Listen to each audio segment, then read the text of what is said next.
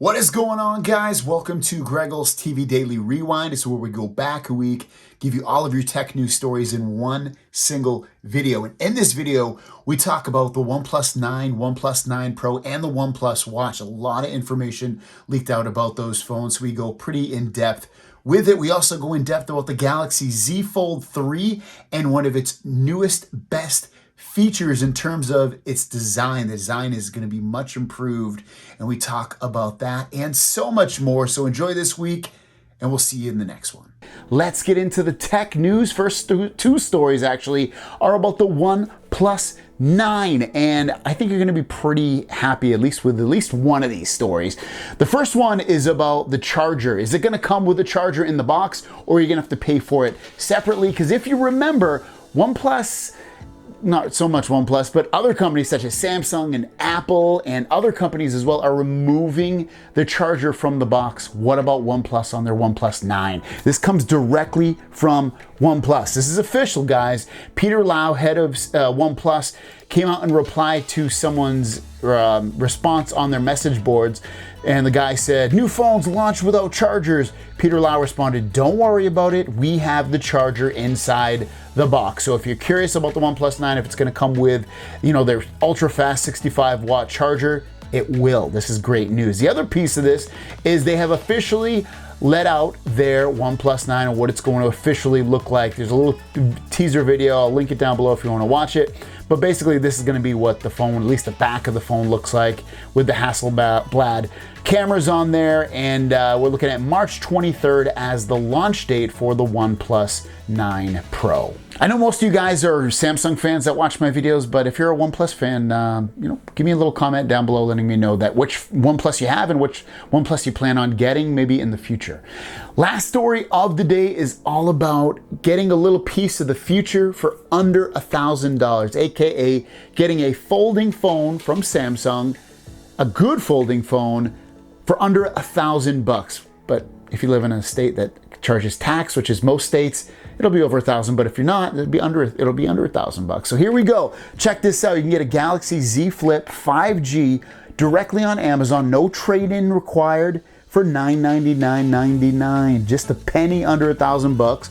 And you can get their latest and greatest Z Flip with 5G, 256 gigs of storage, and available right now. By the time I look at it, it says there's 10 in stock. Obviously, you can probably add it to your cart and get one delivered later if they run out. But yeah, looking at the future of phones, if you want a futuristic phone, this time for under $1,000, this should satisfy your appetite. We have a great day of tech news today, so let's dive right in. The first story of the day is all about the Pixel phone. Now, if you remember, we had a story, I think it was last week, where John Prosser, who's mostly known for his Apple leaks, has put out some Google stuff saying, Google stuff, new Pixel Buds coming mid-April, new Google phone scheduled for June 11th, 2021. Not sure exactly which one it is just yet. And that's kind of, we really speculated, is it going to be their folding phone? Because there's rumors that Google Pixel will be launching a folding phone akin to a Galaxy Z Fold 2, something similar to this in size and the way it functions. But we weren't sure. Well, it looks like we have some more information that kind of finalizes exactly which device will be released on that date. And it looks like his latest tweet from today says, source has confirmed and followed up the Pixel device coming on June 11th is the Pixel 5a. Not a big shocker. They're looking to release, kind of like a flagship phone and then a little bit lesser of a phone, but based off the phone they had just released previously. So the Pixel 5 is already out. Pixel 4a and Pixel 4a 5G are also out, and then it looks like the 4a will probably be let go a bit, or maybe even reduced in price, and then at that point we'll have the Pixel 5a to kind of take the place of that phone, which is kind of like a straight up mid-tier phone, maybe even a little less than a mid-tier phone. But yeah, this should be a phone that is very reasonably priced with solid cameras, solid display, everything just kind of a little bit above average, which you could probably say the same thing about the Pixel 5 because it really wasn't that flagship of a phone. Had some cool features and overall, but it's pretty much a mid-tier device, and this is kind of like a lower to mid-tier device as well. But June 11th, Pixel 5a. And the last story of the day has to do with the Galaxy Z Fold. Oh, look at it, almost fixed itself. Z Fold 3, it's still broken, but yeah, Z Fold 3, which would be the successor to the Z Fold 2. Look at it, I just rubbed it and it did its thing. Interesting. Actually, let me open, while I'm on here with you guys, I know this isn't part of the news. Yeah, it won't let me do my code, whatever. But what I wanted to say is that the Galaxy Z Fold 3, we have some information. I mean, take this with a grain of salt, might not come true, but it's very, very interesting. Check this out. Now, this is coming from a blog here, and I'll link the blog down below if you want to check it out. It is saying the Galaxy Z Fold 3 model thickness and weight reduction confirmed. The Galaxy Fold 3 is thinner than the current model. For the first time, the DisplayPort is the first Samsung flagship model to introduce the integrated polarizer technology, which can significantly reduce its thickness. In addition, the improvement of the hinge structure is expected to improve the weight and thickness, more tangible than the current one, possibly thinner, which is going to be great. It's already thin, but like, especially when you close it, it feels thick. And if they can make it when it's closed, if they can make that feel thinner and just overall thinner overall, even though I can fit this in my pocket comfortably, it's just gonna make it feel more sleeker and way more modern.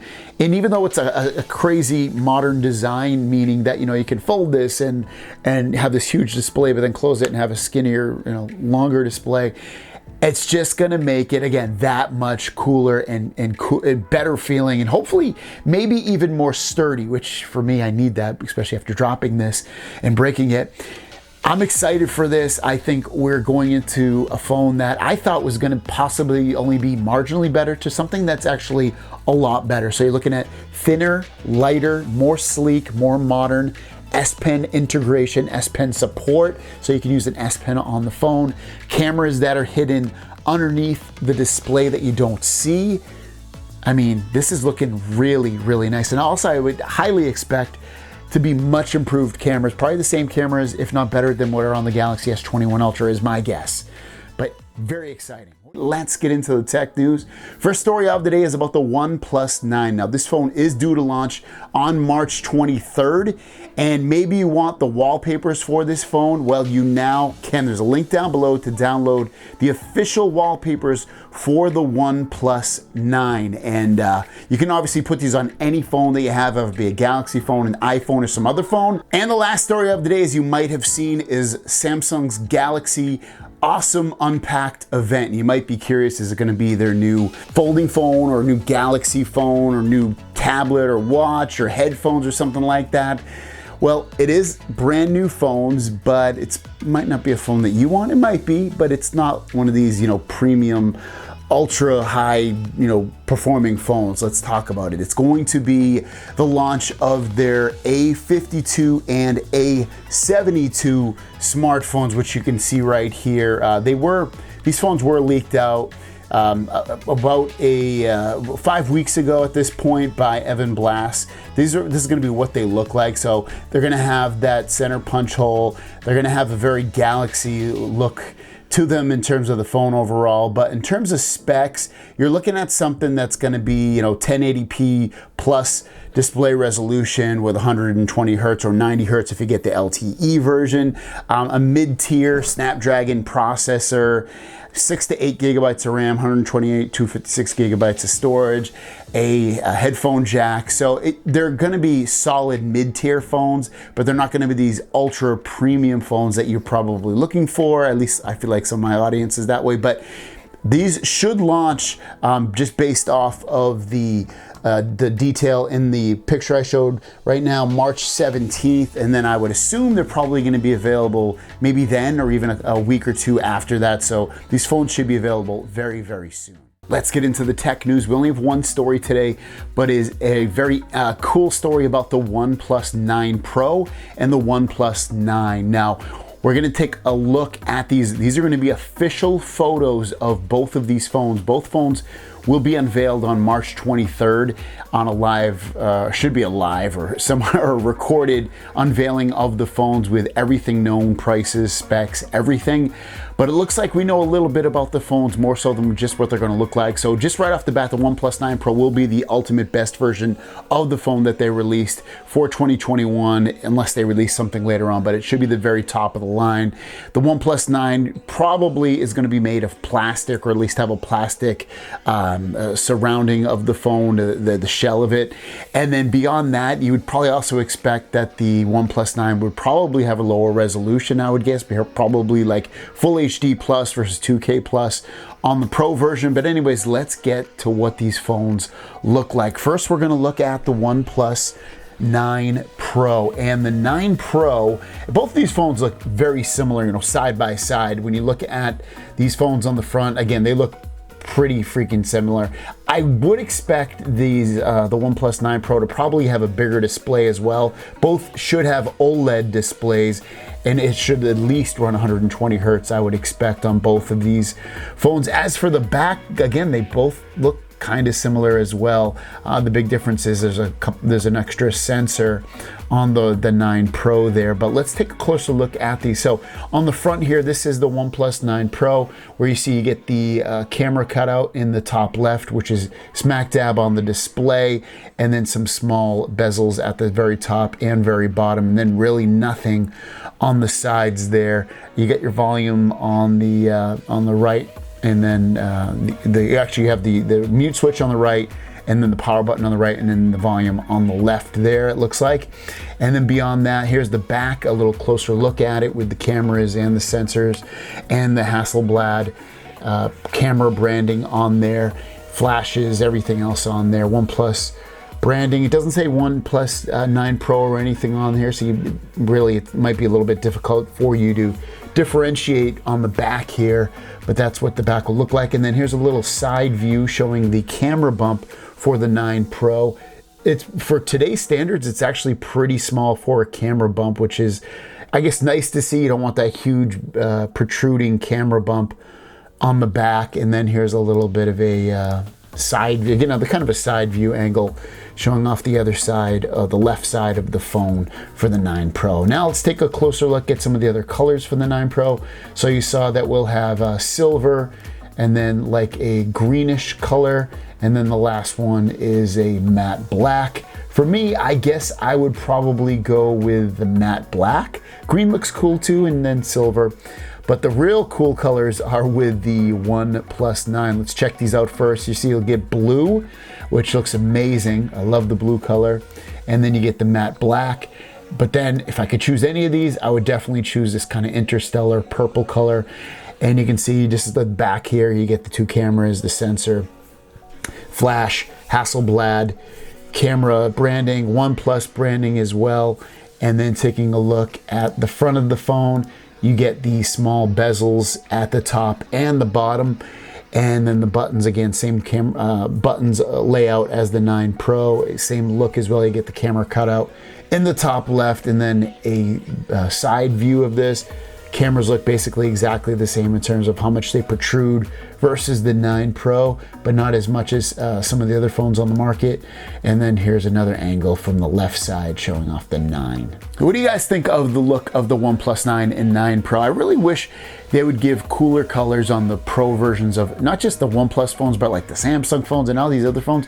We're stuck, when you get these Pro models, you're always stuck with these colors that are just either like black or gray, and that's pretty much it. We don't get these cool, generally we don't get these cool, purple colors or blue colors, or, it's generally for these, especially on the Android side, it's generally for, the lower price, lower end phones that they release. Let's get into the tech news. First story of the day is about OnePlus. OnePlus's event is coming up March 23rd, and they're going to talk about their OnePlus 9 and OnePlus 9 Pro phones, but what else are they going to talk about? That's right. It sounds like they're going to be talking about a new smartwatch. They put out some tweets today in a semi-cryptic way, but ultimately the tweets themselves are a short little teaser, and they also posted this on their forums, their official forums, teasing that a wearable with a set of images was, and they played with the words a little bit with the word clock, watch, and time throughout the tweets here. And ultimately, they are obviously speaking about a smartwatch coming over to their platform. And there's been rumors about a smartwatch coming out from OnePlus. As for what software it's going to run, I don't know if it's going to run Wear OS by Google. If it does, then okay. But if it doesn't, it's going to be a separate platform, meaning app support I can't imagine is going to be that great, especially if it's a completely separate platform. So hopefully it runs Wear OS, because generally what else is it going to run at this point, with Samsung seemingly moving away from their own Tizen software over to Wear OS with this new Galaxy Watch 4. Apple has their own, obviously, and Android watches aren't going to run on Apple's. So it looks like Wear OS is probably, at least here in America and throughout most of the world, one of the only operating systems that'll have a lot of support for it. So we'll see what happens. Well, March 23rd, OnePlus new watch. And the last story of the day is kind of like a discussion of sorts, because it was a very slow news day and I kind of wanted to bring this up. I see it a lot on, people that I follow on Twitter, and them just talking about how many ads they get on their Samsung phones, like within apps, within notifications and things like that. And I'll admit, for myself, I personally don't get that many notifications or even see many ads on my Samsung glorifying or promoting any Samsung products or Samsung services or even other apps that they want me to buy into. The reason being is because usually when you go into a Samsung app, and let me lower the resolution, the brightness on this a little bit. For instance, I was getting them on the Galaxy app, which allows you to get updates for certain Samsung apps. But if you go in there, if you're getting those updates and notifications telling you that you're getting tons of, or they're just promoting their products, find it on your app screen, press and hold it, hit the I, and then go into notifications and turn off promotions, and just the notifications themselves should be turned off, so you shouldn't get them through that. And you can pretty much do that with any of the apps. Like, I don't use Samsung Health, but I noticed right when I was trying to open it, hopefully it'll still be there, I don't know if you can see that, but it says Samsung Health also needs the following permissions: physical activity. I can also click on get notifications for Samsung Health promotions and marketing info. I don't want that, so I'm not going to click on that. If I did click on that though, I should be able to go in here and find the health app and go into, again, the app information, go into notifications, and I should be able to see if there's promotions or something in there. And there is marketing notifications. I can turn that off. It should help with some of that promotion, but you're probably still going to see within certain Samsung apps, unfortunately, that they're promoting other products and things like that. And it's a pain in the butt. I saw a post on Reddit, and if you read it, there's hundreds and hundreds of posts in here from people talking about how bad the notifications are that they get and ads that they get within Samsung apps. So it's probably not fixable, but I feel like if we make a big enough fuss about it, especially paying, if you buy a flagship phone, up to $2,000 or more for some of these flagship phones, and still getting ads and notifications about products that they offer that we probably don't want in there, it's a bit much. Let's get into the tech news. First story of the day is about the Apple HomePod. Now, that is their device that came out about 4 years ago at this point, and it's a big old hunk-a-chunk smart speaker with Siri built into it that allows you to listen to music and control your smart devices and ask it questions. And it looks like they're going to discontinue it, and it doesn't look like they're going to replace it either. It looks like they're going to focus on the Mini, their HomePod Mini, which goes for about $100. The HomePod was going for $300, and they told this exclusively to TechCrunch. Not a huge deal, I guess. I don't even, $300 is a really expensive smart speaker, especially one without a screen. I can see them doing the HomePod Mini, but then I can also see them eventually going over to something that has a display on it. So we'll have to wait and see if they end up doing that.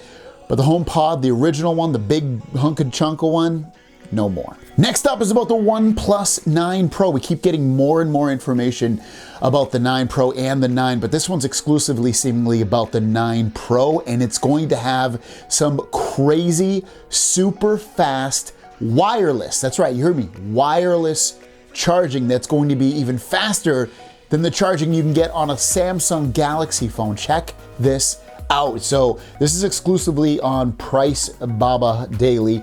saying the OnePlus 9 Pro will support 50-watt wireless charging. And if you do want that, they'll sell an upgraded wireless charger at launch alongside the device. They don't say how much the wireless charger will cost.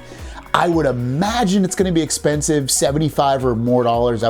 Maybe 100, who knows? It's gonna be very, very expensive, but very lovely because wireless charging, I think on Samsung phones, it's only like 15 watts. 50 watts, guys. The fastest you can charge on an S21 Ultra is 25 watts. A year ago with the S20 Ultra, you could charge at 45 watts, but there really wasn't a huge difference between 45 and 25. 50 watts, baby. This is amazing. Plus, it's wireless. And remember, their wired charging is 65 watts. Really, really great statistics based off their charging. And the last story of the day, a very slow news day, but I like doing these like little questions and answers that I find on Reddit, and I don't know, just cool to run through them. And it has to do with the Galaxy S20 Ultra versus the S21 Ultra, and which one you should potentially buy, because you can get some great deals on the S20 Ultra, especially for it being a year old at this point. And they're in the comments, they list some great reasons, and I'm gonna throw a couple of my own, but I think this one comment pretty much sums up the reason why you should upgrade to the S21 Ultra. And I've already done a video on this, but I did it months ago. But anyways, let's go back to this. So you can see the question at hand that came up, and the guy's like, hey, I can get a S20 Ultra for $200 less than an S21 Ultra. But there's a great comment in here from Marvel Man for Iron Man. S21 all the way, better cameras, which I totally agree. And also with the better cameras, don't forget, you're not gonna have auto-focusing issues like you do on the S20 Ultra. S21 Ultra does not have auto-focusing issues with things close up. Faster processor, totally true, 888 versus 865. Are you gonna notice a huge difference day to day? Probably not, but it's nice to have that extra horsepower underneath. Better fingerprint sensor, without a doubt. The fingerprint sensor is so much better on the S21 Ultra versus the S20 Ultra. More accurate and seemingly a little bit faster. Better battery life too. That's one thing I noticed as well. The battery life is pretty darn good on the S21 Ultra versus the S20 Ultra. You know, maybe it seemingly. I mean, I can definitely get a full day out of this for the most part. I do have to charge up, but I can get pretty deep in the day before I need to charge up with this. Plus, don't forget, you're getting the full max resolution. You're getting 2K plus at 120 hertz. It's only 1080p on 120 hertz on the S20 Ultra. Not a huge deal, but it's nice to have that extra resolution. Better speakers, I feel like anyway. I'd have to compare them, but from what I remember, this definitely has better speakers than the S20 Ultra. And then, I mean, there's things about the S20 Ultra you might want to. You might want the micro SD. You might want the faster charging. It has 45 watts versus 25 watts. Again, you're not going to notice a difference. Beyond that, I don't know. I would go this phone too. The SD card isn't a big deal to me. For most people, I know some of you think and know, and you really don't need it. Just get more storage in the phone. It's fine. But I would go S21 Ultra too. I would totally recommend this one. Let's get into the tech news. First story of the day is about the Galaxy Tab S7 Lite. Now, this would be like a mid-tier tablet, akin to what we saw with the Galaxy Tab S7 and S7 Plus. And when you think of this, when I say mid-tier, I mean mid-tier like all the way across the board, pretty much. So let's check out this information. This is a photo, and this photo is saying that the Galaxy Tab S7 Lite will be launching in June of 2021. So you're looking at another 3 months or so until this tablet launches. It will have a 12.4-inch display, and if you can see it, it's a little hard to read, but there's some black font writing under there saying it's going to be 2560 by 1600 with a WQXGA LTPS TFT display. So I believe that will be a LCD display and not an OLED display, which would kind of make sense in a way, especially if they're trying to keep costs lower on this. And then over to the left, you can see 12.4-inch large screen, 5G connectivity if you buy the 5G, and then Galaxy Continuity. Did I say that word right? That's when you use a certain app, usually first party apps on, say, like your Galaxy phone, and then you can start using it immediately right where you left off on the tablet and vice versa. Now with this tablet, 12.4 inches is absolutely humongous.